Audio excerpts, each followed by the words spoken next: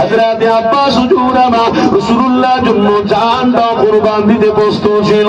তিনাদের একটাই নিয়েছিল, আমার হাবিবকে ভালোবেসে আমি জান দিয়ে দিতে রাজি, আমার হাবিবকে কোনোদিন ছাড়তে রাজি নয়, আমার হাবিব থেকে কিছুদিন দূরে যেতে রাজি নয়, আমার হাবিব থেকে কোনোদিন সরে যেতে রাজি নয়।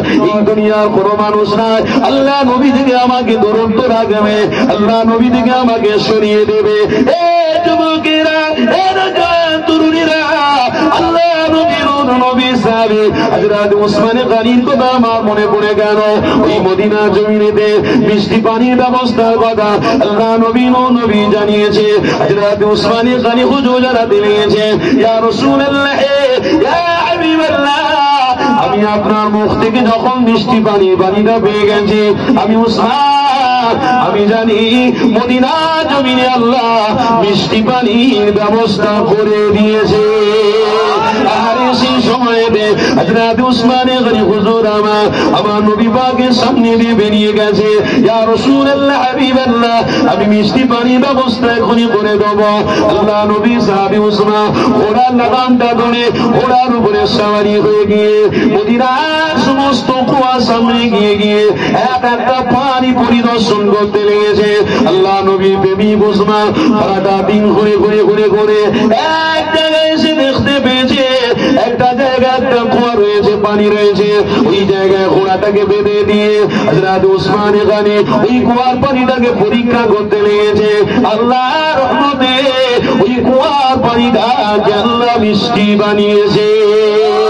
আরে আবু বকর সিদ্দিক হুজুর আমার মদিনা শরীফে রয়েছে, ওসমান গনি হুজুর আমার আবু বকরের সাথে হয়ে যাওয়ার জন্য চেষ্টা করেছিল, কিন্তু ওসমান বলেছিল, এ আবু বকর, আপনি মদিনার জমিনে থাকো, আমি ওসমান এখনই ফিরে আসি।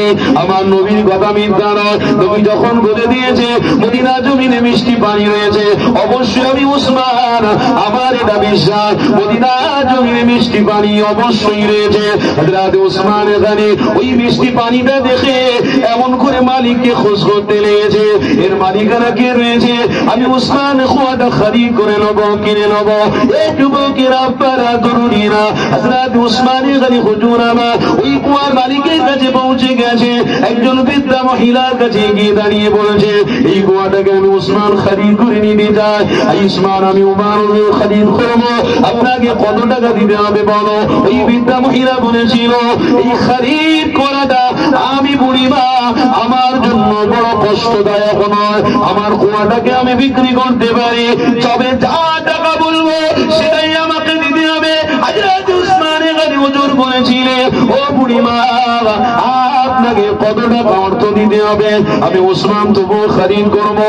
ওই বুড়ি মহিলাটা বলেছিল, এ ওসমান, এই কথাটা খরিদ করাটা তোমার জন্য এত সহজ ব্যাপার নয়, আমি অনেক পয়সা দিয়ে খরিদ করেছিলাম, তোমাকে আমি বিক্রি করবো, অনেক পয়সা আমাকে দিতে হবে।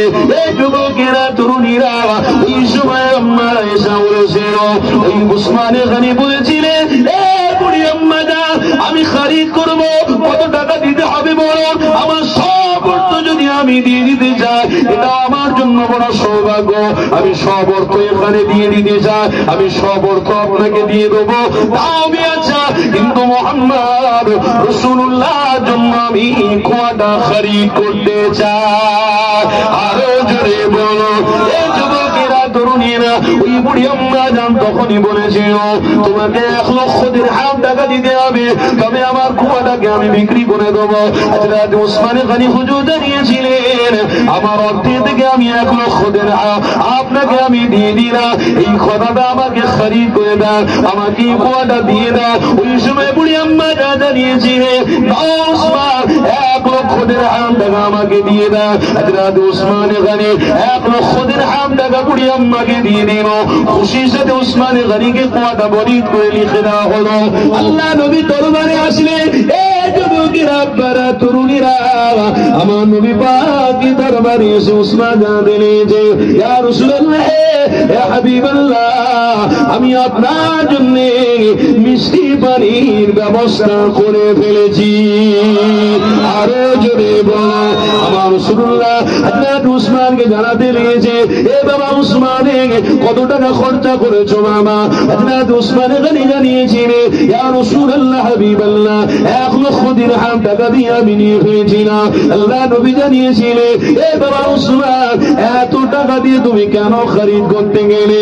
হযরত উসমান বলেছিলেন, ইয়া রাসূলুল্লাহ হাবিবাল্লাহ, 1 লক্ষ দিরহাম আমার রাসূলুল্লাহর প্রেমের কাছে আমি তো অনেক কম করে ফেলেছি। ওই পরিমাণটা যদি আমার কাছে সমস্ত অর্থ খরিদ তোমার কথা বলতো, আমার সমস্ত অর্থ যদি চেয়েও ফেলতো, আমি উসমান আমি দিয়ে দিতাম। কেননা একটাই কারণে, আমার হাবিবের সাথে জান্নাতে যাব বলে। আরো জোরে বলো, যুবকেরা তরুণীরা, হযরত উসমান গনি হুজুর আমার এতটা খুশি হয়ে গেলে আল্লাহ নবী নবী আমার উসমান গনি হুজুরকে যারা দিয়েছে, এ বাবা উসমান, তুমি মুহাম্মদ রাসূলুল্লাহকে এতটা ভালোবাসো, তোমার অর্থের থেকে বেশি পরিচয় তুমি দিয়ে ফেলেছো, তোমার তামাম পৃথিবী থেকে বেশি, তামাম জিনিসের থেকে বেশি আমি মুহাম্মদ রাসূলুল্লাহ, আমাকে তুমি এতটা ভালোবেসে ফেলেছো। উসমান তুমি ঘাবড়াবিও না, উসমান তুমি কষ্ট নিও না, আমি নবী যা বলেছি তোমাকে সত্য বলেছি। এ উসমান, আমি নবী আমার সাথী হয়ে তুমি জান্নাতে চলে যাবে। আরো জোরে বলো, আমার আব্বারা, আমার ভাইরা, হযরত উসমান গনি দিলের ভিতরে মুহাম্মদ রাসূলকে বসিয়ে ফেলেছে, নবীর জন্য কষ্ট করেছে। আমরা আজকের ইসলামের জন্য, দ্বীনের জন্য, আমার আহল পরিবারকে বাঁচানোর জন্য কষ্ট করব না? করবো ইনশাআল্লাহ। জোরে বলুন না ইনশাআল্লাহ। আমার বিবি মাথায় কাপড় দিয়ে ঘুরবে না, এটা আমার জন্য লজ্জা। আমার কন্যা মাথায় কাপড় দিয়ে ঘুরবে না, এটা আমার জন্য লজ্জা। আমার পরিবার মাথায় কাপড় দিয়ে ঘুরবে না, এটা আমার জন্য লজ্জা। আমার পরিবারকে জান্নাতি নিয়ে যেতে হবে, জান্নাতের রাস্তা দেখাতে হবে। এই দায়িত্ব কিন্তু আপনি গার্জেন, আপনাকে দায়িত্ব নিতে হবে।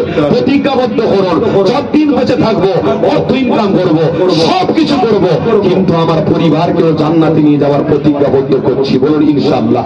আরো জোরে বলুন ইনশাআল্লাহ। তার জন্য চেষ্টা করতে হবে, তার জন্য খাটতে হবে। কি খাটতে হবে? নিজে সৎ হতে হবে, আর তাদেরকে বোঝাতে হবে যে আমি সঠিক রাস্তা ধরি, জীবনে তোমরাও সঠিক রাস্তা ধরো। নিজেকে পরিবর্তন হতে হবে। কেন? নিজের ব্যবহারে নিজের পরিচয় দেওয়া যাবে। ব্যবহার আপনার ভালো হলে পরিচয় ঠিক পাওয়া যাবে, আর ব্যবহার যদি আপনার খারাপ হয় পরিচয় পাওয়া যাবে না। আপনার বিবি আপনাকে সব থেকে ভালো চিনবে, বাড়ির লোকের মধ্যে আপনার বিবি আপনাকে সব থেকে ভালো চিনবে। আপনি যদি আপনার বিবির কাছে ভালো হতে পারেন, পুরো সমাজের কাছে কিন্তু ভালো হতে পারবেন। আপনি যদি আপনার বিবির সামনে নামাজ পড়েন, আপনার বিবির সাথে সৎ ব্যবহার করেন, আপনার বিবিকে, আপনার পরিবারকে, আপনার বাচ্চাকে যদি নামাজ পড়ার কথা বলেন, আপনার পরিবারকে যদি সুষ্ঠুভাবে চলার কথা বলেন, শরিয়াতের রাস্তা দেখান, তাহলে আপনার বিবি সমাজের মানুষকে বলবে, ওরে তোরা যা স্বামী পেয়েছি তোদের কপাল খারাপ, আমি যে স্বামী পেয়েছি আমার তকদির চমকে গেছে। কেন? আমার স্বামী দৈনন্দিন নামাজ পড়ে আর আমাকে নামাজের জন্য ডাকে। জোরে বলুন সুবহানাল্লাহ। আপনার ব্যবহার, আপনার পরিচয়, আপনি যদি ব্যবহার ঠিক করেন তাহলে আপনার পরিচয় ঠিক হবে। তাই আল্লাহ বলছে, হাবিব আপনি তাদেরকে জানিয়ে দেন, তারা দুনিয়ার জমিনে চিরস্থায়ী থাকার জন্য যায়নি। তারা যেন মনে না করে এই দুনিয়ার রক্তের গরমে যা ইচ্ছা তাই করে বেড়াবো, এটা যেন তারা না মনে করে। আমি তাদেরকে জানিয়ে দিই, আমি আল্লাহ, আমি জানাচ্ছি তাদেরকে, ওয়ালিমান খাফা মাকাম রাব্বিহি জান্নাতান, আমি তাদেরকে জানাচ্ছি খুশির খবর কি, আমার বান্দাদেরকে যাদের দিলের ভিতরে আমার ভয় থাকবে, আমি আল্লাহ তাদের খুশি হয়ে দুটো জান্নাত তওবা দেব। জোরে বলুন সুবহানাল্লাহ। আল্লাহ যদি দুনিয়ার খাবারের ব্যবস্থা এত সুন্দর রাখতে পারে, দুনিয়ার আসমান জমিন এত সুন্দর আপনাকে আপনার আমার উপকারের জন্য বানাতে পারে, দুনিয়ার মানুষদেরকে এত চকচকে সুন্দর করে তৈরি করতে পারে, দুনিয়ার মানুষের এত কিছু ব্যবস্থা করে দেখতে পারে, কিন্তু আল্লাহ জান্নাত তৈরি করাতে পারে না, জান্নাত তৈরি করতে পারে না। আল্লাহ জান্নাতে খাবারের ব্যবস্থা করতে পারে না।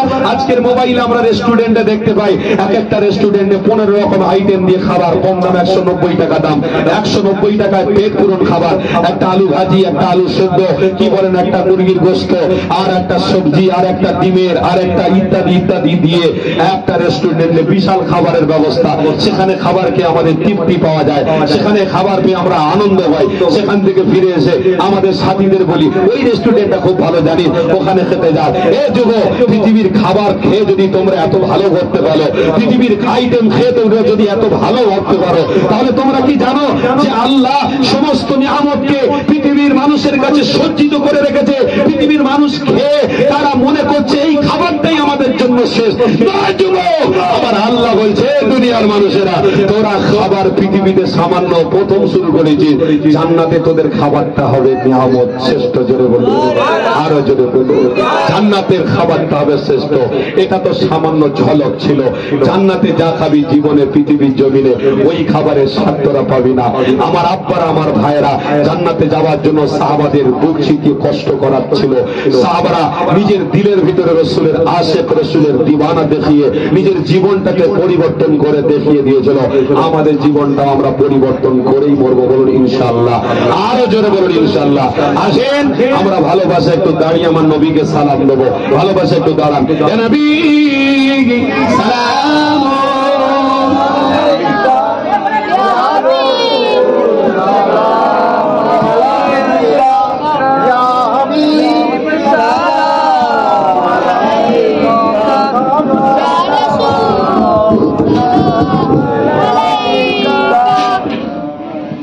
বলুন সকলে আলহামদুলিল্লাহ। আমরা ইমানি মাহফিলে এসে বড় বড় গুনাহ থেকে আল্লাহ আমাদেরকে বাঁচিয়ে ফেলেছেন, বলুন আমিন। আরো জোরে বলুন আলহামদুলিল্লাহ। এই সময়টা আল্লাহ চাইলে, এই সময়টা আমরা আজ উপস্থিত হয়েছি, আমাদের দ্বারাই কত বড় বড় হয়তো গুনাহ হয়ে যেতে পারত। হয়তো এমনও ঝগড়া স্বামী স্ত্রী হয়ে যেত যে স্ত্রীকে তালাকও দিয়ে ফেলতাম।